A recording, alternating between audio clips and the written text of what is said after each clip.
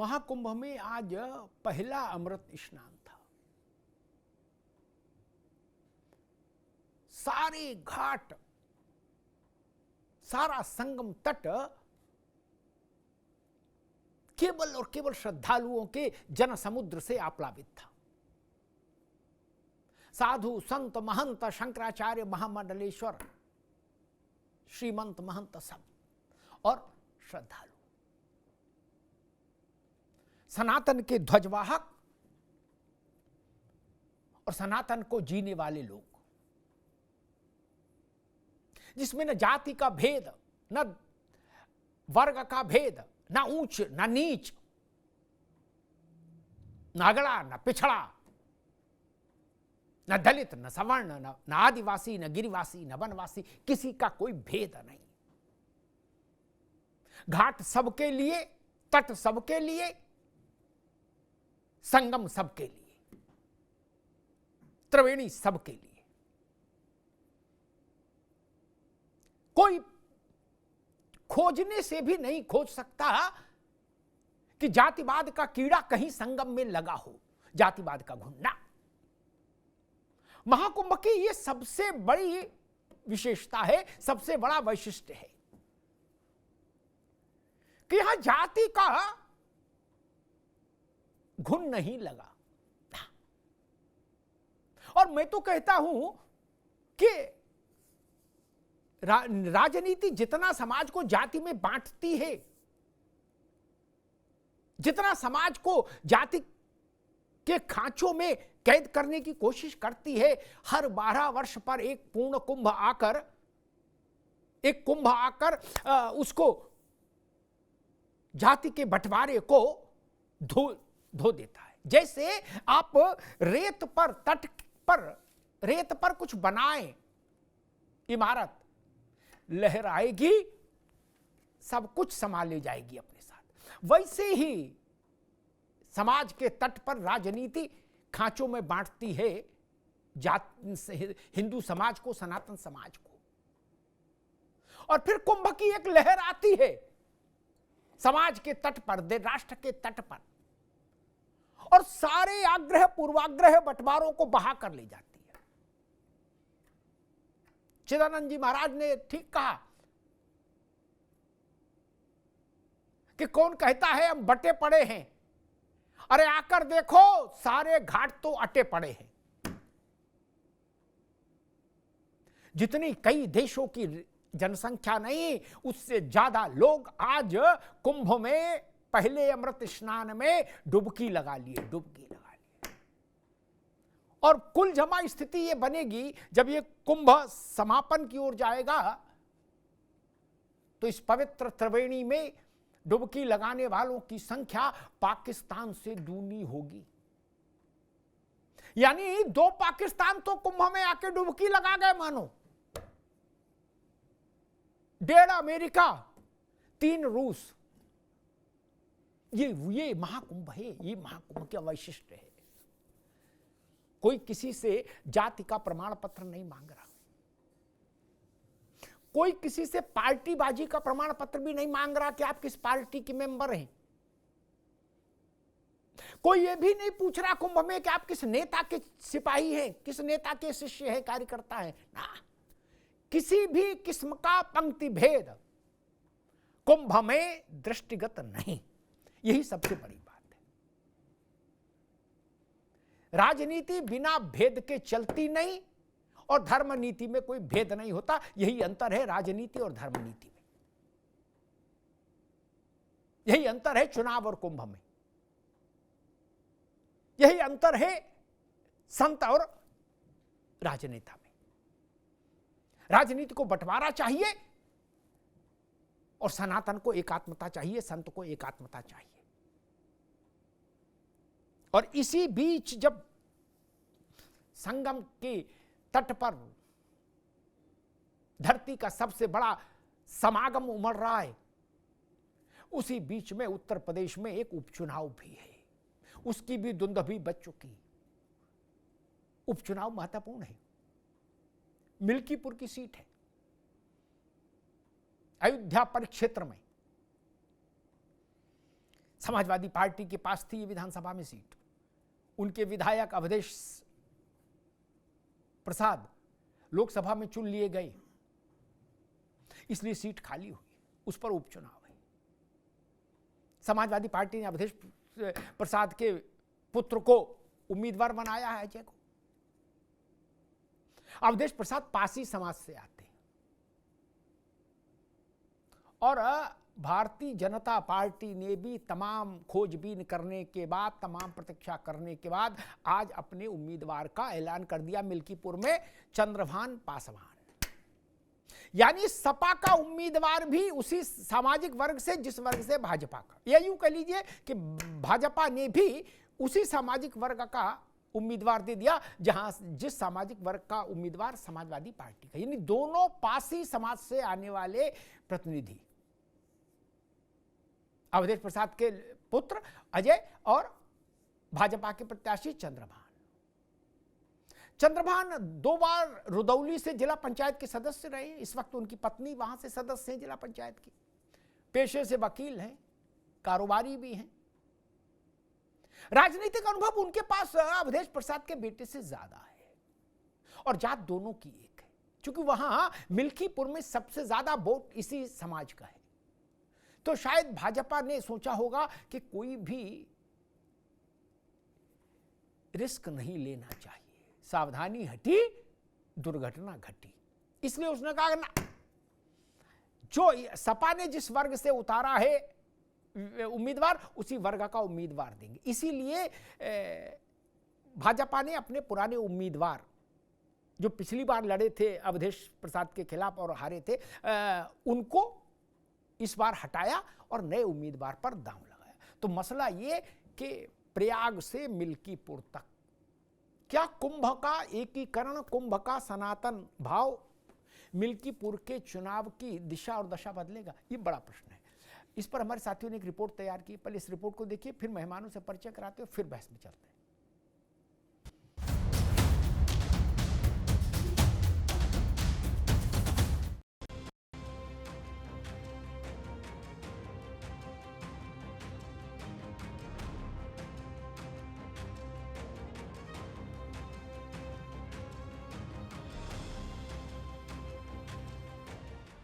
एक तरफ प्रयागराज तो दूसरी तरफ अयोध्या, एक तरफ महाकुंभ तो दूसरी तरफ मिल्कीपुर, और इन दोनों के कारण सर्द मौसम में भी उत्तर प्रदेश की सियासत का पारा गरमाया हुआ है। क्योंकि जहां महाकुंभ पर सियासी संग्राम मचा है, तो वहीं प्रयागराज से कुछ ही दूरी पर उपचुनाव का संग्राम होना है। 13 जनवरी से 26 फरवरी तक चलने वाले महाकुंभ के लिए योगी सरकार मिशन मोड में लगी हुई है। आस्था के इस सैलाब में आ रहे करोड़ों श्रद्धालुओं के जरिए सरकार की कोशिश है कि संगम से निकलने वाला संदेश 5 फरवरी को अयोध्या के मिल्कीपुर का मिजाज बदल दे। क्योंकि बीजेपी यहां लोकसभा चुनाव वाली हार का बदला लेने की रणनीति बना रही है। महाकुंभ की तरह मिल्कीपुर की कमान भी सीएम योगी ने खुद ही थाम रखी है और इस घमासान में बीजेपी ने चंद्रभान पासवान को मैदान में उतारकर लड़ाई को पासी वर्सेस पासवान कर दिया है। आदरणीय अखिलेश यादव जी ने अपने कार्यकर्ताओं को, नेताओं को स्पष्ट संदेश दिया है कि भारतीय जनता पार्टी अगर वो गैर कानूनी काम करे, असंवैधानिक काम करे, सरकारी मशीनरी का दुरुपयोग करे, लाठी डंडे का इस्तेमाल करे, वोटर को रोकने का काम करे, तो जो आपको संविधान ने हक दिया है, जो लोकतांत्रिक हक दिया है, उसके लिए संघर्ष कीजिए। लोगों का वोट डालने का अधिकार सुरक्षित रहे, उसके लिए संघर्ष के लिए तैयार रहे। अभी लोकसभा में समाजवादी पार्टी के गुब्बारे में हवा भरी है। अब उसी पर वह सवाल उठा करके इसलिए इस प्रकार की अनर्गल बयानबाजी कर रहे हैं क्योंकि अभी बीते उपचुनाव में समाजवादी पार्टी को करारी पराजय का सामना करना पड़ा है। अयोध्या जो लोकसभा थी उसको जीतने से वो अहंकार के आकाश में थे, लेकिन यह खिसियानी बिल्ली खंबा नोचे। उनको ऐसा लगता है इस प्रकार का बयान दे करके अराजकता का माहौल पैदा करके समाजवादी पार्टी की साइकिल को पंचर होने से वो बचा लेंगे, तो अब वो संभव नहीं है क्योंकि जनता मन बना चुकी है भारतीय जनता पार्टी का कमल। समाजवादी पार्टी के लिए भी मिल्कीपुर का उपचुनाव साख का सवाल बना हुआ है। लोकसभा सीट जीतकर सपा ने जो माहौल बनाया है, उपचुनाव में अब उसे संभाले रखना सबसे बड़ी चुनौती है। सपा के पोस्टर बॉय अवधेश प्रसाद की साख दांव पर लगी है, क्योंकि अवधेश प्रसाद के बेटे अजीत पासी के जरिए सपा यहां बाजी पलटने की तैयारी में लगी है। वहीं अखिलेश यादव लगातार यहां भी अपने पीडीए दांव को धार दे रहे हैं। लोकसभा चुनाव के माहौल और वोट समीकरण के आधार पर मिल्कीपुर जीतने का दावा कर रहे हैं। मिल्कीपुर की पूरी तैयारी है। अयोध्या का चुनाव भारतीय जनता पार्टी फिर एक बार हारेगी। इसलिए हारेगी, कई अखबार, टीवी चैनल यही कह रहे हैं कि समीकरण तो समाजवादी पार्टी के पक्ष में ही है। पासी बनाम पासवान के घमासान में मिल्कीपुर का मुकाबला और रोचक होता हुआ दिखाई दे रहा है। 3.50 लाख से ज्यादा वोटरों वाली इस सीट पर दलितों की आबादी सबसे ज्यादा है। यहाँ 1.30 लाख से अधिक दलित वोटर है, तो वहीं 55,000 यादव और 30,000 से अधिक मुस्लिम, करीब 60,000 ब्राह्मण और 30,000 क्षत्रिय और 50,000 से अधिक कोरी, चौरसिया, पाल और मौर्य बिरादरी के वोटर हैं। यानी मिल्कीपुर का रिजल्ट अगड़े पिछड़े ही तय करेंगे। बहरहाल प्रयागराज में संगम की रेती पर जहां आस्था का महाकुंभ सजा है, वहीं प्रयागराज से ही कुछ ही दूरी पर अयोध्या की मिल्कीपुर सीट पर भी सियासत का महाकुंभ सजने जा रहा है। ऐसे में सवाल ये है कि क्या महाकुंभ से बदलेगा मिल्कीपुर का मिजाज? सवाल तो ये भी है कि पासी बनाम पासवान के घमासान में किसका कठिन होगा इम्तिहान। मेहमानों से आपका परिचय करा दें। डॉक्टर ऋचा सिंह हैं, प्रवक्ता भारतीय जनता पार्टी। ऋचा जी का स्वागत है। चंचल यादव जी हैं, समाजवादी पार्टी के प्रवक्ता। चंचल यादव जी का स्वागत है। अरविंद जयतिलक जी हैं, वरिष्ठ पत्रकार हैं। अरविंद जी का बहुत स्वागत है। और अरविंद सिंह जी हैं, राजनीतिक विश्लेषक। अरविंद जी का बहुत स्वागत। जयतिलक जी, आपसे बात शुरू करूंगा, फिर अरविंद सिंह जी के पास जाऊंगा, फिर राजनीतिक लोगों के पास बहस ले जाऊंगा। कुंभ ने एक देश भर के लिए एक नई भावभूमि तैयार की, जहां ना अगड़ा है, ना पिछड़ा है, ना द्वैत है, ना अद्वैत है, ना पीडीए है, ना सीडीए है, ना पार्टी है, ना नेता है। सबके लिए तट, सबके लिए संगम। क्या ये भाव राजनीति को भी प्रभावित करेगा, या ये केवल समाज तक रहेगा और सनातन तक रहेगा? अरविंद जी। जी देखिए अमिताभ जी, भारत एक जब 5 फरवरी को चुनाव होगा, तब तक तीर्थराज प्रयाग से मिल्कीपुर के हजारों लोग डुबकी लगा करके संगम में आ चुके होंगे। और यह इसमें किसी को शक नहीं होना चाहिए कि भारत की राजनीति को धर्म प्रभावित करता रहा है। राष्ट्रीय आंदोलन से लेकर के समाज निर्माण में धर्म की अपनी एक भूमिका रही है। हाँ, यह भी सही है कि धर्म के खिलाफ आचरण करने वाले लोगों को भी इस देश में जगह मिली है और वो सत्ता के मीनार पर अपना परचम फहराने में सफल रहे हैं। लेकिन अब आपने जिस तरह अभी आपके रिपोर्टर ने कहा कि एक तरफ अयोध्या, दूसरी तरफ तीर्थराज प्रयाग, जहाँ जाति का कोई भेदभाव नहीं है, जहाँ कोई न ऊंच नीच है, न कोई जंगल का व्यक्ति है, न कोई शहर का व्यक्ति है, सबके लिए बराबर जो है वहाँ पे तट है, सबके लिए तीर्थराज का द्वार खुला हुआ है। निसंदेह जो है ये मिल्कीपुर के चुनाव को प्रभावित करेगा, लेकिन सिर्फ वही प्रभावित नहीं करेगा।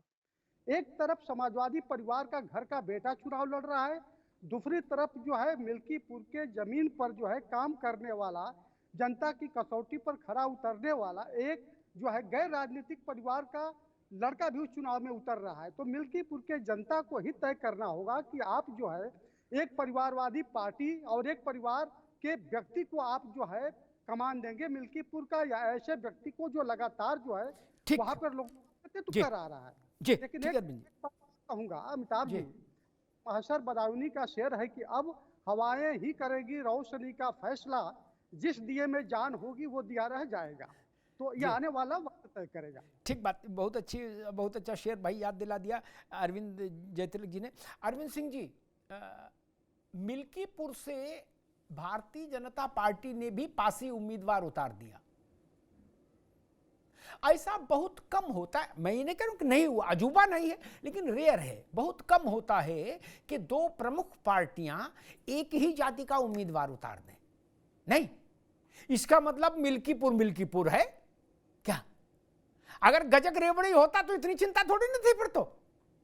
फिर पासी क्यों उतारते? फिर मौर्य नहीं लड़ा देते, बनिया लड़ा देते? नहीं, इसका मतलब मामला कुछ तो है। इतने दिन भाई 17 तक नॉमिनेशन होना है, आज है 14 की शाम को भाजपा ये फैसला कर पाई, चलो पासी के बदले पासी, पासी के सामने पासी। चाहो अरविंद जी, ये कुछ कह रहा है चयन? देखिए अमिताभ जी, बिल्कुल कह रहा है, और बीजेपी की जो रणनीति है वो बहुत जोरदार है और बहुत दिलचस्प है जी। और मुझे लगता है कि जानबूझ के बीजेपी ने लेट किया ताकि उसके रणनीति का खुलासा न हो। और हमने ये भी देखा है कि जब बीजेपी अनुसूचित जाति और जनजाति का कैंडिडेट देती है तो उसके जीतने की संभावना बढ़ जाती है, ये आंकड़े बताते हैं। अब बीजेपी ये कह रही है कि आपको पीडीए की खिचड़ी खाने की जरूरत नहीं है, हमारे पास पीडीए का रियल उम्मीदवार भी है और बाकी बड़ों का सपोर्ट भी है और डबल इंजन की सरकार भी है, तो हम आपके लिए ज्यादा डिलीवरी कर पाएंगे। अदा उधर खिचड़ी या इधर छोले भटूरे हैं क्या? जी, एक तरफ खीर है तो दूसरी तरफ खिचड़ी है। अच्छा। और खिचड़ी में भी नमक नहीं पड़ा हुआ है और खिचड़ी बनाने वाला विश्वास खो चुका है। अमिताभ जी, मैं देख रहा था अखिलेश जी के 2 दिन से ट्वीट को और समाजवादी पार्टी के ट्वीट को। उनको ऐसे लग रहा है जैसे प्रयाग का जो महाकुंभ है वो सफल हो जाएगा तो आदित्यनाथ जी, नरेंद्र मोदी जी और बीजेपी को श्रेय मिल जाएगा। वो भूल चुके हैं कि ये भारत का गौरव है और इससे पूरा विश्व आह्लादित है।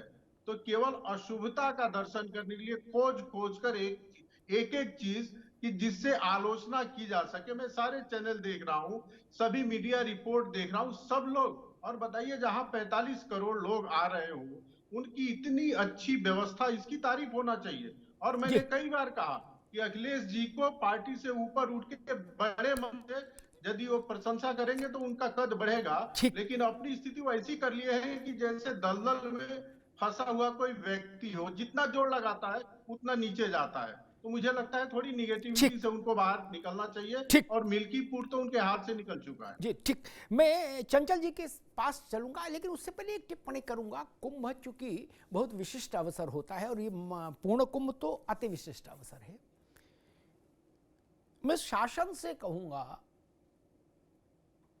कि शासन इस जिम्मेदारी को थोड़ी और तत्परता से निभाए कि कुंभ को लोग लेकर राजनीतिक या गैर राजनीतिक कोई भी व्यक्ति कोई ट्वीट करे और अगर वो सत्य नहीं है तो न केवल उसका खंडन हो तत्काल, ट्वीट करने वाले को वो डिजिटली उसको अपलोड करने वाले को तत्काल प्रभाव से वारंट इशू करके गिरफ्तारी भी हो, क्योंकि बहुत सेंसिटिव मामला है। मान लीजिए किसी गुड्डू ने पप्पू ने कोई ठोक दिया कि कुंभ में 50 लोग मर गए क्या, और वो तो चुपचाप रजाई ओढ़ के सो गया इतना खेला करके, वहां तो स्थिति तनावपूर्ण हो जाएगी। तो ऐसे लोगों की गिरफ्तारी हो और ठंड में उनकी खातिर बढ़िया हो थाने में, इस बात का विशेष ख्याल रखा जाए। उनका अभिनंदन समारोह थाने में हो विकट रूप से, ये जरूरी है। तब कुंभ की सुरक्षा में हम ये मानेंगे कि हाँ भाई अब सुरक्षा पूरी। किसी को भी छूट नहीं होनी चाहिए कुंभ के बारे में असत्य भाषण की। सत्य है तो आलोचना स्वीकार्य है, असत्य है तो असत्य बात कहने वाले को जेल जाना ही चाहिए। चंचल जी, आपने पासी उम्मीदवार उतारा, भाई अवधेश प्रसाद वहां से जीते थे, आपने उनके लड़के को टिकट दे दी। भाजपा इतने दिन तक मौन रही और आज उसने भी अंततः रुदौली से अपने एक नौजवान को लाकर उतार दिया मिल्कीपुर से कि भाई पासी के सामने पासी, अजय के सामने चंद्रभान। आपको ये क्या समझ में आ रहा है इससे? सबसे पहले तो मैं एक चीज थोड़ा सा आपको करेक्ट कर देता हूं, चूंकि हो सकता है बाय मिस्टेक आपने बोल दिया हो कि कोई मौर्य क्यों नहीं लड़ सकता था। सीट एक्चुअली में सुरक्षित है, जो सीट अच्छा, सुरक्षित है तो वहां से कोई 80 प्रत्याशी लड़ मैंने सकता फ्लो है। में बोल दिया होगा। जी। हाँ तो हाँ, नहीं, दलित में भी और जब पासी के अलावा और जातियां होंगी, ऐसा दलित में एक ही जात जी, थोड़ी जी। ना है। और हर जात का हाँ, में हाँ। भाजपा के पास कार्यकर्ता होगा, सपा के पास होगा, ऐसा तो है नहीं कि केवल पासी है, जी जी जी, मैं है समझ ना। गया। तो और इसलिए सर, मैं मेरा आपको मूल बताऊं- भाव समझो कि पासी के बदले हाँ, मैं पासी, समझ- इसका अर्थ क्या है, उतने पर रहो आप। जी देखिए अमिताभ जी, आपने अपनी बात कह दी और बहुत अच्छी तरीके से बता दी कि बीजेपी के पास जो है अंतिम दिन तक प्रत्याशी जाके मिल पाया है कि कोई किसको लड़ाया जाए, वो भी दूसरी विधानसभा से प्रत्याशी लाना पड़ा उन्हें। वहां का प्रत्याशी भी नहीं है, उस विधानसभा का प्रत्याशी भी नहीं है। और एक तरफ जो हमारा जो प्रत्याशी है आदरणीय अवधेश प्रसाद जी के सुपुत्र हैं। अवधेश प्रसाद जी 9 बार विधायक रहे हैं और 6 बार कैबिनेट मंत्री रहे हैं। मैं आपको बता दूं कि वो एक ऐसी सीट है जहां पर वो एक तरीके से आम जनमानस के एक बहुत बड़े नेता हैं। और आपने देखा होगा जिस तरीके से हमारे नेता राष्ट्रीय अध्यक्ष जी ने पूरे देश को एक संदेश देने का काम किया कि सामान्य सीट से किसी एससी प्रत्याशी को लोकसभा में सदस्य बनाने का काम किया, लोकसभा में भेजने का काम किया। ऐसा शायद ही बिरले होता है, शायद बीजेपी ने कभी ऐसा नहीं कर पाया होगा। लेकिन समाजवादी पार्टी के हमारे नेता आदरणीय राष्ट्रीय अध्यक्ष जी ने केवल आपके अयोध्या ही नहीं बल्कि मेरठ में भी एससी प्रत्याशी सामान्य सीट से खड़ा करने का काम किया था, एक बहुत बड़ा संदेश देने का काम किया था। और ये जनता वहां की जानती है बखूबी। और इसीलिए पीडीए हमारा इतना मजबूत है, अमिताभ जी, इतना मजबूत है कि आज बीजेपी के लोगों को उम्मीदवार नहीं मिल रहे थे कि भैया कोई प्रत्याशी मिल जाए हमें मिल्कीपुर से लड़ा दें, नहीं मिला अंतोगत्वा वो चले गए। आपने बताया कि रुदौली से प्रत्याशी लेके आके लड़ा रहे हैं और ये सच्चाई है बीजेपी की। दूसरी बात, जहां तक आपने बात कही, मैं आपको बता दूं, अभी हमारे बीजेपी के एक प्रवक्ता, उनका नाम नहीं बताऊंगा, कल वो दर्शन करने गए थे वहां पे अयोध्या, कुंभ स्नान करने के लिए गए हैं। अमिताभ जी, मेरे पास वीडियो भेजा उन्होंने, कहा चंचल भाई इतने बद इंतजाम, इतनी बद से बदतर हालात में, आपने कहा जेल भेजने वाली बात, तो अगर ऐसे बात आ जाएगी तो बेचारे मिश्रा जी जेल चले जाएंगे। नहीं, मिश्रा जी हो, एक मिनट चंचल, एक मिनट, मिश्रा जी हो, यादव जी हो, पीडीए के हो, सीडीए के हो, हिंदू हो, मुसलमान हो, इससे कोई नहीं, तत्काल जेल भेजे जाए 20 लाठी के साथ। समझ गए ना आप? जी, तत्काल जेल भेजे जाए 20 लाठी के साथ। अगर असत्य भाषण कर रहा है कोई, जो लिखे, एक मिनट बाबू, अरे एक मिनट दादा, अरे भाई एक मिनट रुक जाओगे, जो लिखे नहीं, एक मिनट रुक जाइए, जो लिखे वो जिम्मेदारी ले, लिखकर भागने की इजाजत नहीं होनी चाहिए। ये मोहल्ले का क्रिकेट मैच नहीं, ये कुंभ है क्या? अगर कोई ये लिख रहा है कि 11 लोग मारे गए कुंभ में अचानक से, तो उसको जिम्मेदारी लेनी चाहिए, नहीं उसको जेल भेज देना चाहिए। आप बताइए। निश्चित तौर जी। और देखिए मैं आपको दो, ऋचा जी इलाहाबाद से ही हैं, मैं भी इलाहाबाद से ही छात्र राजनीति में रहा। और मैं आपको बता दूं कि जहां से बीजेपी ने, मतलब जो प्रयाग में जो अभी जो कुंभ चल रहा है, जो इंतजाम है, उसमें मैं बता दूं कि इतनी बड़ी बंदरबाट है। बताओ 12-12 हजार रुपए के कॉटेज बनाए गए।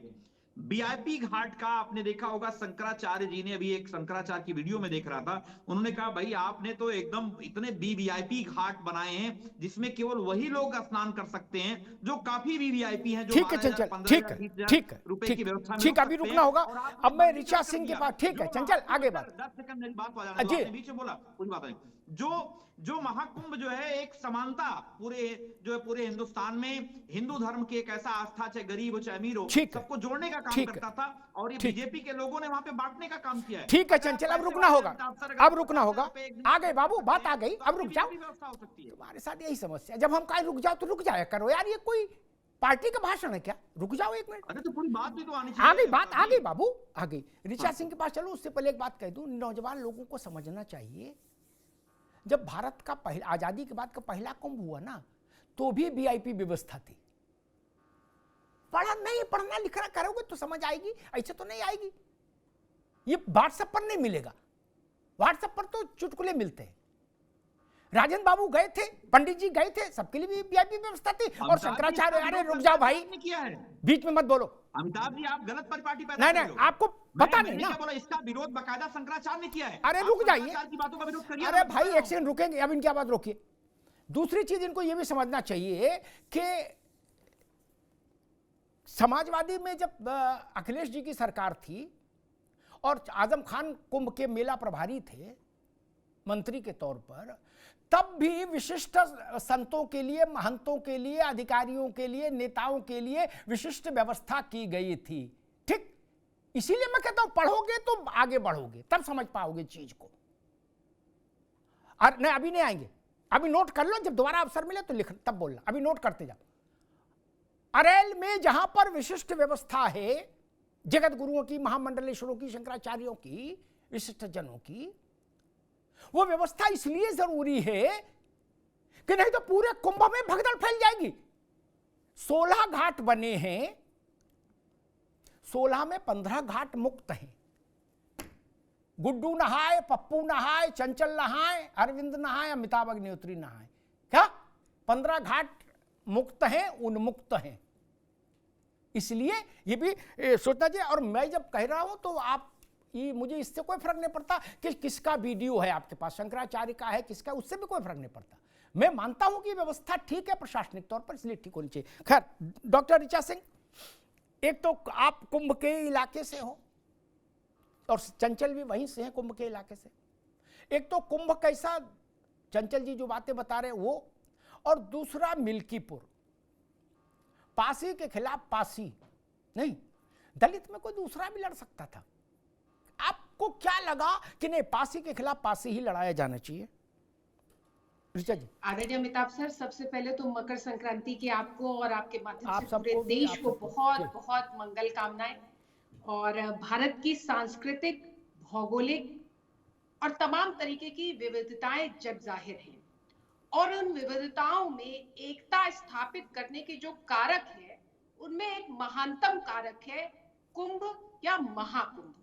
और आज का महाकुंभ जो 2025 का हो रहा है, ये तो 144 वर्षों के बाद दुर्लभ संयोग बने हैं। आप ये भी कह सकते हैं कि आजादी के बाद ऐसा दुर्लभ संयोग वाला महाकुंभ हो रहा है। आज से पहले, इससे पहले जो कुंभ हुआ करते थे, उसमें जो व्यवस्थाएं होती थी, वो हम ये कह सकते हैं कि वो केवल सरकार के लिए एक प्रशासनिक घटनाक्रम हुआ करता था, जिसको वो मैनेज करता था अपने तरीके से। सभी सरकारों ने किया है। लेकिन आदरणीय योगी आदित्यनाथ जी के लिए ये सनातन का महापर्व है, और सनातन की पताका किस तरीके से पूरे विश्व में फैलाए, भारत की आत्मा के एकीकरण को लेकर वो चल रहे हैं, और उन्होंने इसमें प्राण तत्व फूंकने का काम किया है। आज पूरी व्यवस्था में जीवंतता उत्पन्न हो चुकी है। इससे पहले भी बहुत सारे कुंभ और महाकुंभ हुए हैं, लेकिन कभी भी कोई मुख्यमंत्री या उसका नोडल मंत्री इतना समय महाकुंभ की व्यवस्था को नहीं दिया करता था। आदरणीय अमिताभ सर, मैं तो प्रयागराज में ही रहती हूँ, ऐसा कोई हफ्ता नहीं गया जिसमें आदरणीय योगी आदित्यनाथ जी ने दौरा ना किया हो, प्रवास ना किया हो, व्यवस्थाओं को स्वयं से देखा ना हो, चाहे वो महामंडलेश्वर हो, आचार्य हो, या प्रशासनिक अधिकारी हो, या फिर आम जनता, उनसे संवाद न किया हो। और आज वो भौगोलिक एकता इस रूप में देखी जा सकती है, वो भाषाई एकता इस रूप में देखी जा सकती है कि पूरब, पश्चिम, उत्तर, दक्षिण, कन्नड़, तमिल, भोजपुरी बोलने वाले तमाम देशवासी एक ही समय में, एक ही तट पर, एक ही मुहूर्त में गंगा जी का नाम लेते हुए, गंगा जी की जयकार करते हुए, गंगा मैया को प्रणाम करते हुए एक साथ आचमन कर रहे हैं, एक साथ स्नान कर रहे हैं। 100 से ज्यादा देशों के प्रतिनिधि आए हुए हैं प्रयागराज में, केवल इस प्रयागराज की कुंभ की व्यवस्था को देखने के लिए, जिसमें 45 करोड़ से ज्यादा लोग इस पूरे महाकुंभ के जो है साक्षी बनेंगे, और इस क्राउड मैनेजमेंट को देखने के लिए।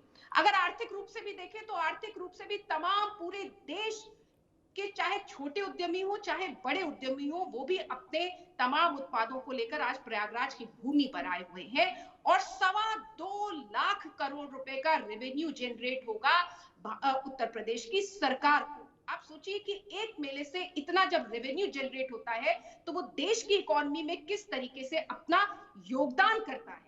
उत्तर प्रदेश की जीडीपी 1% तक बढ़ने की संभावना है। अब रही समाजवादी पार्टी की बात, तो समाजवादी पार्टी के अखिलेश यादव जी अभी कुछ दिन पहले चूंकि ट्वीट खेलते हैं, तो ट्विटर पे भी बिजली के खंभों की बात कर रहे थे। बिजली के खंभे भी लगे हैं, बिजली के तारों की भी व्यवस्था है, और सिर्फ यहीं तक नहीं है, बिजली के खंभों में जीपीएस की मैपिंग भी लगी हुई है, ताकि कोई खो ना जाए। किस तरीके से व्यवस्था को कोऑर्डिनेट करने की कोशिश की गई है, इसके लिए समाजवादी पार्टी के अखिलेश यादव जी को कुंभ में आना चाहिए और व्यवस्था को देखना चाहिए। अभी जिन वीआईपी उसकी बात कर रहे थे चंचल जी, मैं तो यही प्रयागराज में रहती हूँ, कोई वीआईपी व्यवस्था नहीं है चंचल जी। सामाजिक समीकरण जिन विभाजनों में आप बांटते थे वो सब ध्वस्त हो चुके हैं, चाहे शंकराचार्य हो, चाहे मैकू हो, चाहे श्यामलाल हो, सब एक ही तट पर आचमन कर रहे हैं, गंगा स्नान कर रहे हैं। आपने जिस तरीके से समाज को जातियों में बांटने का काम किया है, आपको प्रयागराज में आना देखना चाहिए कि जातियों के तटबंध टूट चुके हैं और पूरा देश एकीकृत होकर चल चुका है। ठीक है ऋचा जी, अभी रुकना होगा। ठीक है, आगे बात आगे। अरविंद सिंह जी, अब तो पीडीए उनका और इनका, अगर पीडीए को ही मुख्य तत्व मान लें मिल्कीपुर में, तो अब तो फिर बड़ा संकट हो गया। ओरिजिनल कौन है? नहीं भाई, ओरिजिनल पासी कौन? वहां पासी वोट निर्णायक है।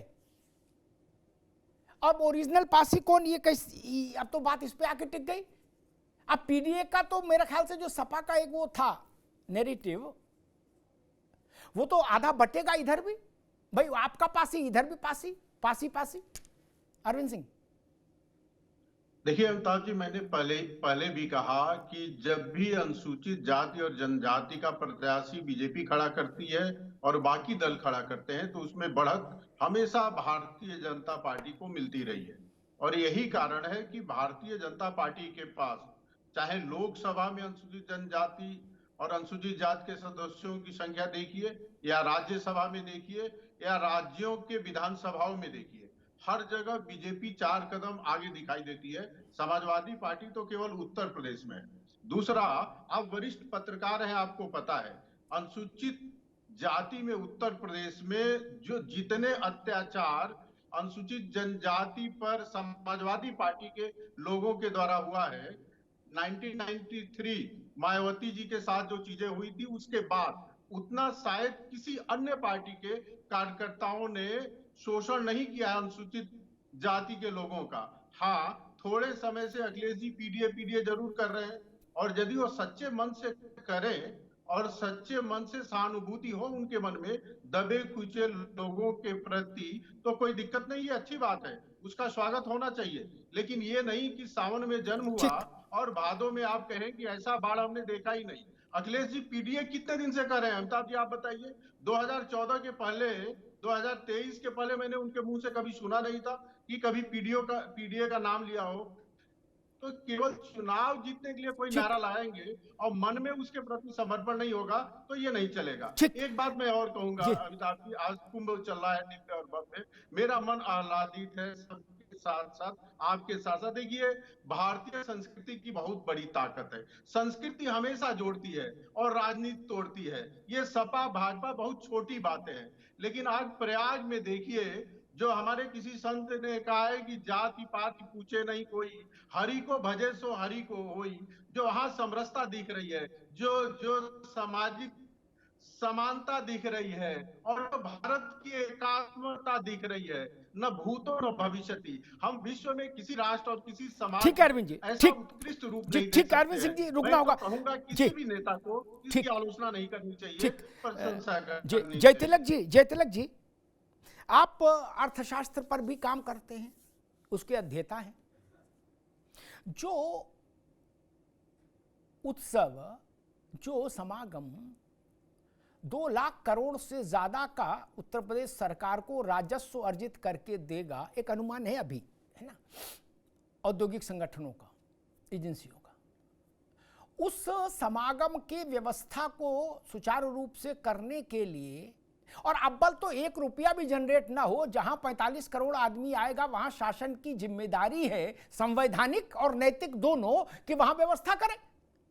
ठीक, कथा भागवत भी होती है तो टैंकर भिजवाया जाता है, पुलिस खड़ी की जाती है, रोड ठीक बनवाया जाता है, ये तो शासन की जिम्मेदारी है। बिल्कुल। देवा शरीफ में उर्स होता है तब भी व्यवस्था होती है, कलिया शरीफ में भी होती है, सरकार के पैसे से। ये तो कुंभ है, तो वहां सवाल उठ रहा है कि 10,000 करोड़ क्यों खर्च हो गए, 7,000 करोड़ क्यों खर्च हो गए। जो समागम 45 दिन के भीतर 2.25 लाख करोड़ राजस्व उत्तर प्रदेश सरकार के खजाने में जमा करने वाला है। अव्वल तो इस अवसर को रुपए से तौला नहीं जा सकता। ये भारत की शक्ति, सांस्कृतिक, आध्यात्मिक ताकत और सामर्थ्य का उद्घोष है। लेकिन फिर भी अगर इसको अर्थमेटिक में ही, अर्थ से ही तौले तो भी बचकानी बात हो गई कि इतना पैसा क्यों खर्च हो गया। अरविंद जी। जी जी अमिताभ जी, एक केबरूनी कहावत है कि जो प्रश्न पूछता है उत्तरों को टाल नहीं सकता है। ये सवाल आदरणीय चंचल जी कर रहे हैं, तो इनसे जरा पूछिए कि जब सफाई महोत्सव लगाते थे तो प्रदेश को कितना पैसा जनरेट रेवेन्यू में होता था। दूसरा चीज ये भी इनसे पूछिए कि क्या वीआईपी कुर्सियां आगे लगाते थे कि नहीं सफाई महोत्सव में। क्या अमिताभ बच्चन और शाहरुख खान, सलमान खान के साथ साधारण लोगों को बैठा देते थे क्या उनकी सुरक्षा का बंदोबस्त करते थे कि नहीं करते थे। दूसरा सवाल यह भी पूछिए, कभी ये कह रहे हैं कि मिल्कीपुर में बाहर का उम्मीदवार है, तो इनसे पूछिए कि मैनपुरी के रहने वाले, इटावा के रहने वाले लोग कन्नौज क्यों लड़ने गए, आजमगढ़ क्यों लड़ने गए। आप क्या सीमा रेखांकन करेंगे क्या। देखिए सारे सवाल जो है वो कहते हैं ना कि राजनीति भरोसा पैदा नहीं करती है, सिर्फ मौका देती है। ये लोग मौके की तलाश में कि कहाँ कमियां मिले, किस तरह से जो है इस महाकुंभ में कमियां ढूंढ करके सरकार को बदनाम किया जाए, लोगों के मन में गलत धारणा फैलाया जाए। ठीक उसी तरह से जैसे लोकसभा चुनाव के पहले ये लोग फैलाए कि भारतीय जनता पार्टी आएगी, आरक्षण खत्म कर देगी, दलितों का आरक्षण नहीं मिलेगा।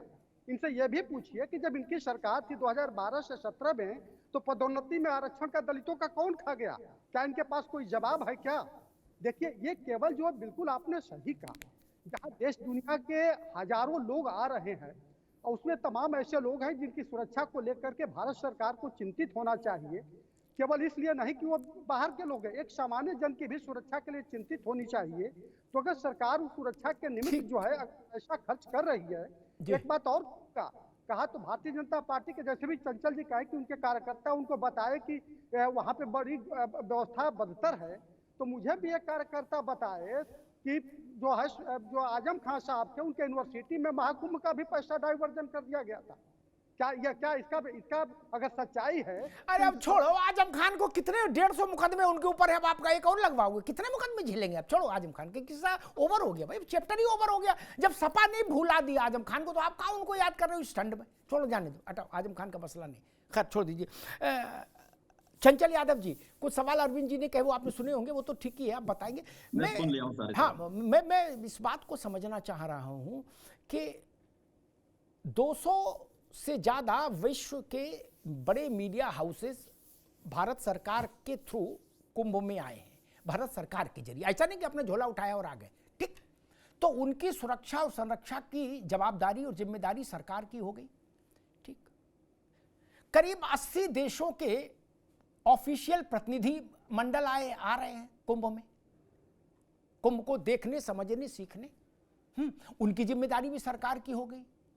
क्या भेड़िया धसान कर दिया जाए, ऐसा तो कभी नहीं संभव, कभी हुआ भी नहीं, कभी हुआ भी नहीं, किसी सरकार में नहीं हुआ और होना भी नहीं चाहिए। नहीं, भेड़िया धसान तो नहीं हो सकता ना, यह कभी संभव है ऐसा दुनिया में कहीं हुआ कि भेड़िया धसान हो गया हो। राजेंद्र बाबू आजादी के पहले कुंभ में किले में ठहराए गए थे, तट पे नहीं, किले में ठहराए गए थे, ठीक। चंचल,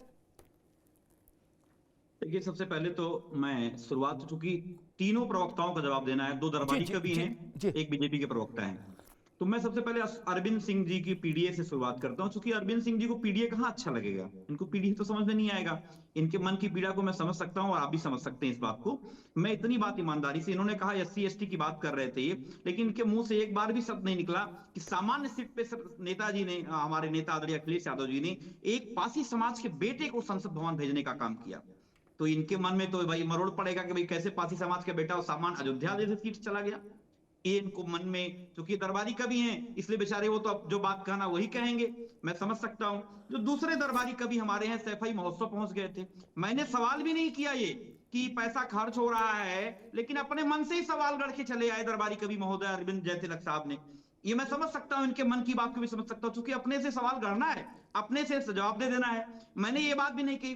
तो भैया आप मुझे बता दो, अरविंद जय तिलक साहब, वहां भी मेला लगता था, वहां भी किसान मेला लगता था, सारे के सारे मार्केट लगती थी, वहां भी रेवेन्यू जनरेट होता था।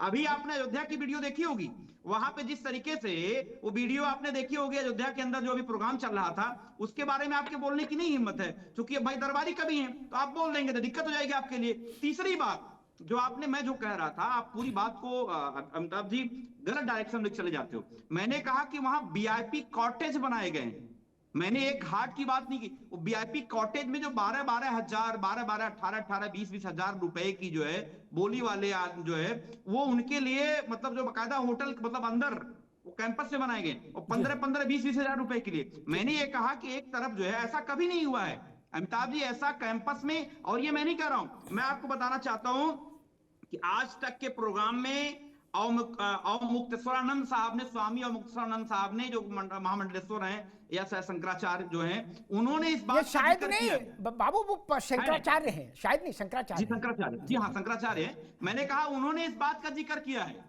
उन्होंने इस बात का जिक्र किया है। और आप अगर मेरी बात को अगर आप कोट कर रहे हो, और दूसरी बात, अभी जो बात हो रही थी, जो अभी ऋचा जी बता रही थी, मैंने कहा कि आप प्रयाग स्टेशन पे लोगों को वहां से छोड़ दिया जा रहा है पैदल चलने के लिए।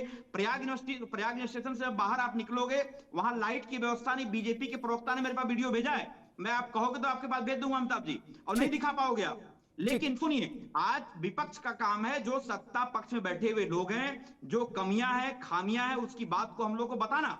लेकिन अगर ये दरबारी कवियों को खराब लगता है तो भाई उनको खराब लगे, मुझे पता है, उसमें कोई दिक्कत वाली बात नहीं है। हमको सरकार को आईना दिखाने के लिए बनाए विपक्ष बैठे हैं, और सरकार को आईना दिखाएंगे। आप दरबारी कवियों की वजह से हम अपनी बात को बंद नहीं करेंगे। ठीक है, चल रुक जाओ, पीडीए के लिए एक सेकंड रुकिए, ठीक है आगे बात, अब रुक जाओ, सुनिए ना, आगे बात, आप रुकना, आपने सुनिए, आप 4 लोगों को, गलत बात है, आप 3 लोगों से यार आप तय करोगे क्या गलत क्या सही है, ये आप तय नहीं करोगे ना बाबू, क्या गलत क्या सही। आप मुझे समय कम कैसे दे सकते हो? ना मैं शो संचालित कर रहा हूं, आप नहीं बाबू। समय कम दोगे क्या? ये 2 दरबारी गजब बात है, बीजेपी के प्रवक्ता का जवाब देना है मुझे। अब आगे बात, रुक जाइए, बात का अब ठीक, अब रुकना होगा, अब रुकना होगा चंचल यादव, अमिताभ जी गलत बात ठीक, आप जो है रुकना होगा, आगे बात। मेरे शो में, ठीक, मेरे शो में, ठीक, रुक जाइए। अभी तक क्या दे रहे थे, जवाब नहीं दे रहे थे, अभी तक क्या कर रहे थे? जवाब मैंने कहा दिया अभी तक क्या क्रिकेट खेल रहे थे क्या भाई? अभी जवाब नहीं दे रहे थे। मैंने दरबारी कवियों का जवाब दिया अभी। ठीक, रुक जाइए, ये मेरे शो में, ये ठीक, चंचल की आवाज रोक दीजिए। मेरे शो में ये मैं चंचल यादव को बता दूं, ये अभद्रता स्वीकार नहीं है मुझे। दरबारी फलाना ढिकाना वो आपको और 4 खरी खोटी सुनाएंगे, वो मैं अंताक्षरी में नहीं पढ़ता, दूसरे चैनल वाले करते हैं, वहां जाइए आनंद लीजिए, मेरे साथ नहीं चल सकता। ठीक, आप उनको दरबारी कहोगे, वो आपको चाटुकार कहेंगे, तब आप मेरे शो में जिनको गाली गलौज करने की इच्छा हो, अभद्रता करने की इच्छा हो, वो दूसरी जगह जाएं, सबका स्वागत है। मेरे यहां सिर्फ विमर्श करिए। आप कौन होते हैं दरबारी कहने वाले? आप सुप्रीम कोर्ट के जज लगे हो क्या? अरे भाई आप जिस पार्टी में है उसमें काम करिए, बात खत्म हो गई, तर्क रखिए। ये कुछ लोगों ने सीख लिया, लेकिन मैंने अभी कभी ऐसे लोगों को स्वीकार ही नहीं किया, ना मैं उनको स्पेस दे सकता हूं। No, not at all, never. तीनों बातें मैंने साफ कर दी, ये बात हमेशा के लिए गांठ बांध लो। और चंचल यादव से पहले के भी जो सीनियर प्रवक्ता हैं इनके, वो भी इस बात को जानते हैं कि मैं अभद्रता को कभी स्वीकार ही नहीं करता। अभद्रता के लिए बहुत सारे चैनल है, वहां जाइए, वहां बोलिए, एक दूसरे को गाली गलौज करिए, मारपीट भी हुई है चैनलों में, क्या दिक्कत है? लेकिन मेरे साथ नहीं हो सकती, मेरे शो में नहीं हो सकती। मैंने जितने सम्मान से चंचल यादव को बुलाया, उतने सम्मान से अरविंद सिंह को बुलाया, उतने सम्मान से जय तिलक जी को बुलाया, उतने सम्मान से ऋचा जी को बुलाया। ठीक, आप ज्यादा बड़े बाहुबली बाहर निपटो, यहां अनुमति नहीं दूंगा, समझ लीजिए हिंदी में, यहां अनुमति नहीं दूंगा। बाहुबलियों बाहर निपटो, यहां नहीं, सॉरी, यहां संभव नहीं। ऋचा जी, आपने सुना वो स्थिति वही कि प्रयाग से मिल्कीपुर, जी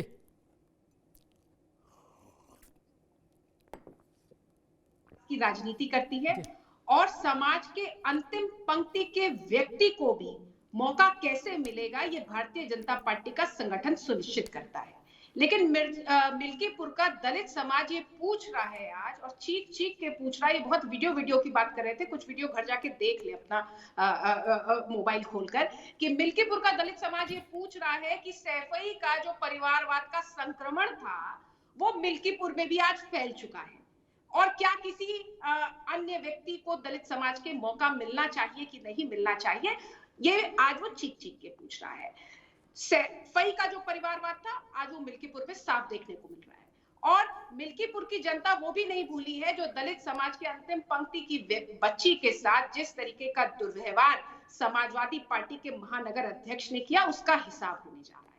लेकिन आज मुद्दा है चूंकि महाकुंभ और मिल्कीपुर, तो मैं आपसे कहना चाहती हूँ कि महाकुंभ में जो सामाजिक समरसता की आंधी चल रही है, ये सामाजिक समरसता की आंधी ऐसे चलेगी कि सामाजिक विभाजन करने वाले सभी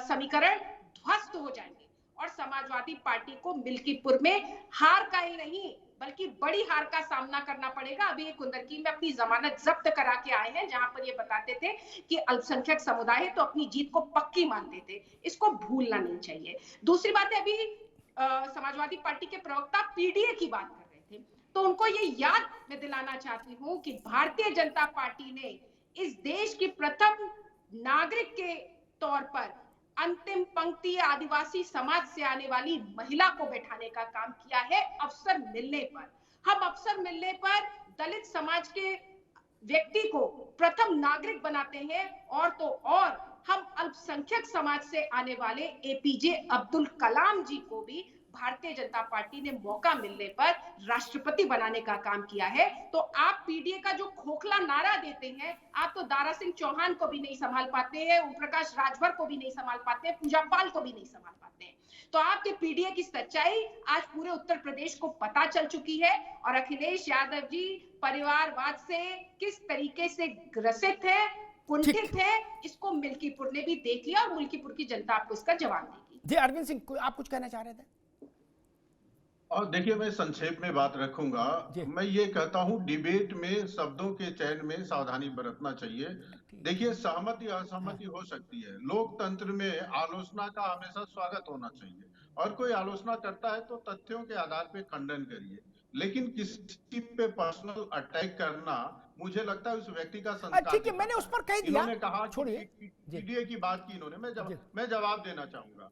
भारतवर्ष के सर्वोच्च पोस्ट पर अनुसूचित जाति का एक व्यक्ति, और उसके बाद अनुसूचित जनजाति से आने वाली महिला, और ये दो चीजों के लिए जब भारतीय जनता पार्टी और एनडीए ने दो नाम आगे किए, तो आप पीडीए के इतने बड़े सपोर्टर हो कि आपने विरोध किया और उसके खिलाफ में वोट किया, और उसके बाद आप पीडीए की बात करोगे तो ये प्रश्न पैदा होगा कि पीडीए दिल में नहीं है, ये पीडीए केवल दिखावा है।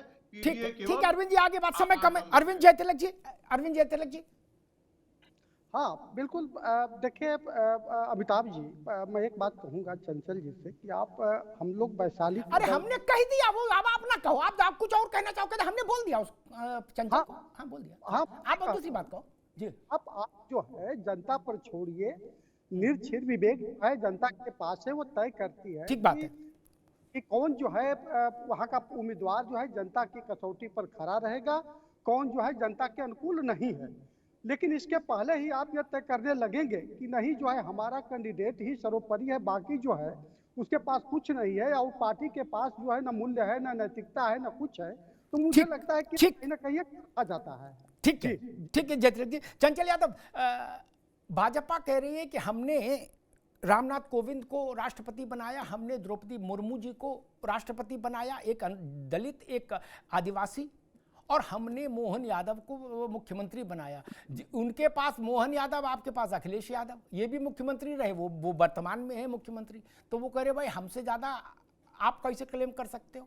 चंचल यादव जी। अमिताभ जी देखिए, कुछ बोलूंगा, थोड़ा समय दीजिए। नहीं, इसी विषय पर जो हमने सवाल पूछा उसी पर, बाकी नहीं, सिर्फ इसी पर, क्योंकि मुझे बाइंड अप भी करना है। अरे मैं आ रहा हूँ, सुनिए ना, आपने तो आशीष पटेल को भी मंत्री बनाया है, आपने तो केशव प्रसाद मौर्य को भी मंत्री बनाया है। क्या इनकी हिम्मत है बोल पाएंगे 69,000 शिक्षक भर्ती घोटाले में?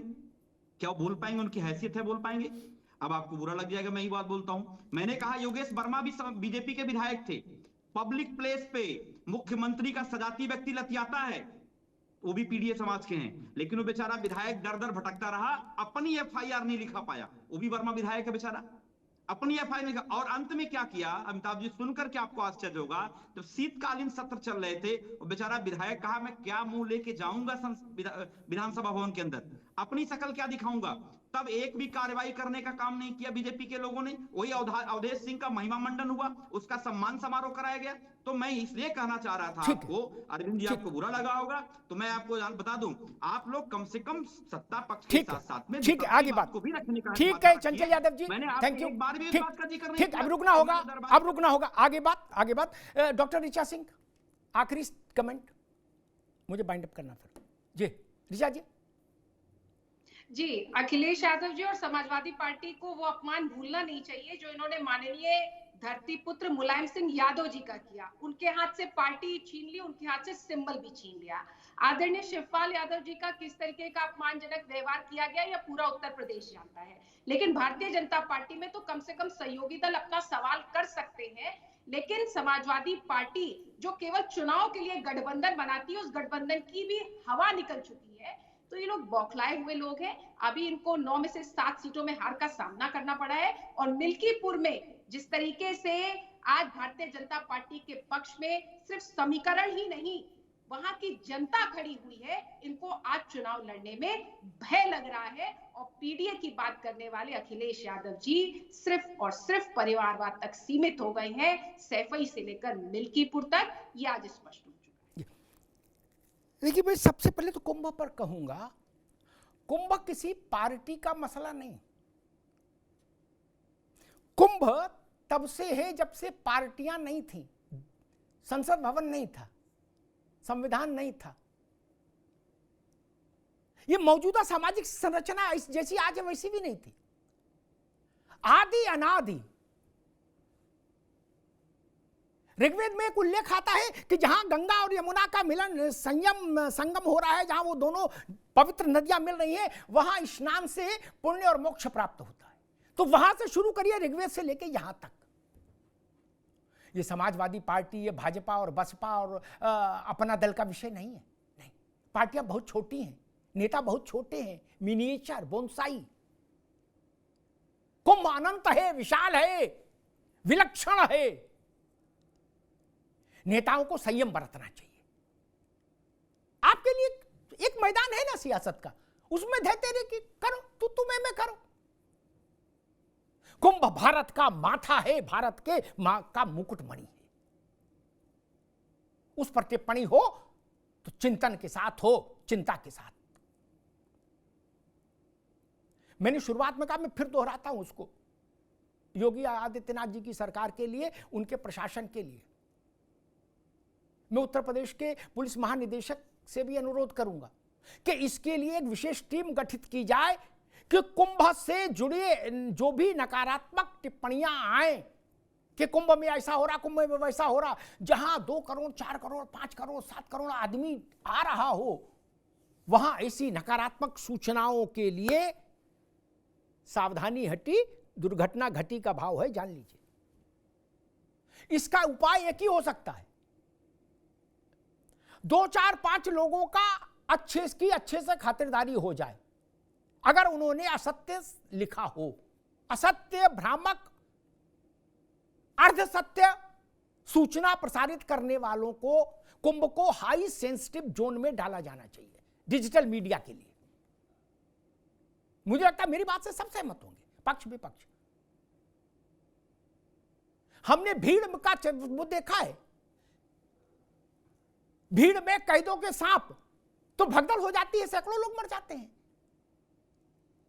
यह अनुमति कुंभ में नहीं दी जा सकती। नहीं, डिजिटल माध्यम से खेल करने वालों से बहुत सख्ती करनी होगी, शासन को, सत्ता को, सरकार को। दूसरी बात मैं कहूंगा कि व्यवस्था 16 किलोमीटर से ज्यादा का इलाका, तमाम घाट, संत कहते हैं कि इस पूरे परिक्षेत्र में कहीं भी स्नान करो वही मोक्ष है, वही पुण्य है। मैं अवधेशानंद जी को सुन रहा था कल, तो वो कह रहे थे कि भाई इस पूरे परिक्षेत्र में कहीं भी स्नान करो वही आनंद है, वही अमृत है। लेकिन कई बार व्यवस्था के लिए आपको कुछ चीजें चिन्हित करनी होती हैं।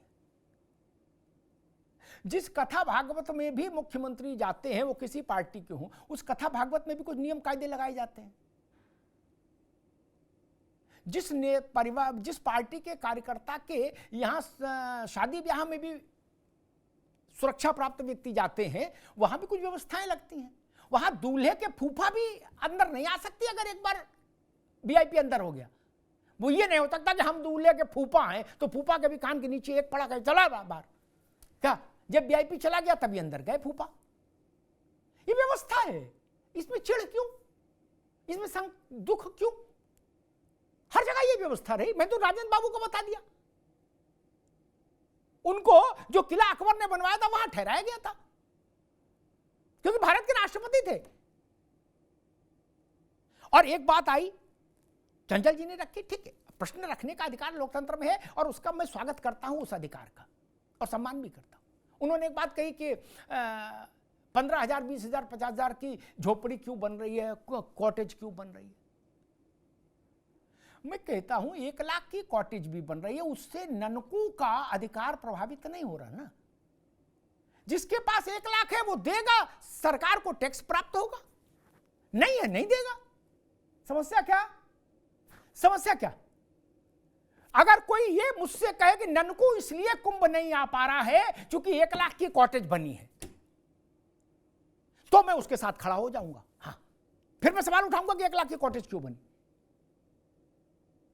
स्टीव जॉब्स की पत्नी 1 लाख के कॉटेज में अगर रुकना चाहती हैं तो किसी को तकलीफ उठाने, सवाल उठाने का क्या हक है?